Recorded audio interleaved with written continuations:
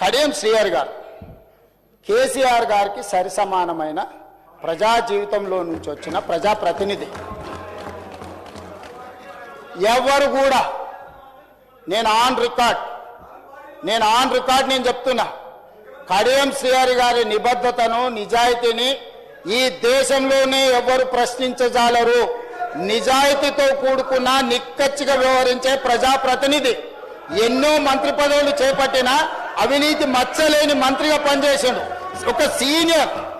ఒక సీనియర్ లెజిస్లేటర్ను పట్టుకొని, అధ్యక్ష, రాజకీయంగా వాళ్ళకి ఏమైనా అభిప్రాయం ఉండని, రాజకీయం పట్ల వారికి ఏమైనా వ్యతిరేకత ఉండని నేను ఇవన్నీ మాట్లాడదలుచుకోలే. నేను ఒకటే అడగదలుచుకున్నా, హరీష్ రావు గారిని, కేటీఆర్ గారిని, మీ సభ్యుడు వ్యవహరించిన తీరును మీరు సమర్థిస్తున్నారా? సభలో ఈ రకమైన వ్యవహార శైలి ఈ సభకు మంచిదా? ఒక సీనియర్, అతను దళితుడా, అతను గిరిజనుడా అనే నేను ప్రస్తావిస్తలేను.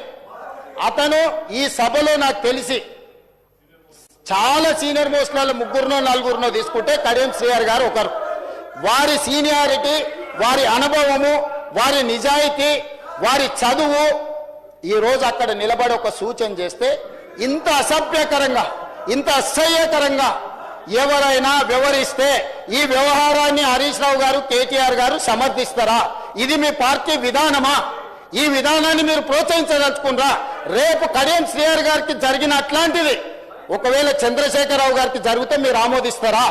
ఈ వైపులో కూడా ఉన్నారు, ఈ వైపులో కూడా అంతకంటే కండలు తిరిగిన వాళ్ళు ఉన్నారు.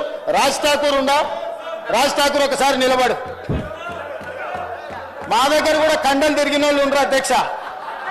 తిరిగేసి ఆన్నే బోర్లేసి కొట్టనికి ఒక్కటేసారి తిరిగేసి కొట్టనికి ఉన్నారు అధ్యక్ష. కానీ ఇక్కడ కుస్తీలు కొట్టడానికి రాలే అధ్యక్ష. విఘ్నత ప్రదర్శించడానికి, అవగాహనతో మాట్లాడడానికి సభలోకి వచ్చినాం అధ్యక్ష. ఆకారం ఉంది కదా అని ఒక పెద్ద మనిషిని పట్టుకొని ఆ రకంగా అవమానించే విధంగా మాట్లాడడం, మీకు ఏదైనా అభిప్రాయం ఉండని, మీరు ఏ అంశమైనా ప్రస్తావించండి. కానీ ఈ రకమైన విధానాన్ని ఈ సభ క్షమిస్తే ఇక భవిష్యత్తులో ఈ సభలో కత్తిపోట్లు లేకపోతే కుస్తీల పోటీలు జరగాల్సిన పరిస్థితి వస్తుంది. దీన్ని ఇక్కడనే నిలువరించాలి, దీన్ని ఇక్కడనే నియంత్రించాలి అధ్యక్ష. అందుకే అధ్యక్ష, నేను చివరిగా నా సూచన, వాళ్ళందరూ చైర్లలో కూర్చొని చర్చలో పాల్గొంటే సభ్యులందరినీ సభలో కొనసాగించండి. లేకపోతే ఈ సభ్యుల్ని సభలో నుంచి రాబోయే 2 రోజుల్లో సభా వ్యవహారాలను నడుపుకోవడానికి వాళ్ళని సస్పెండ్ చేయండి అని చెప్తున్నా అధ్యక్ష. అదేవిధంగా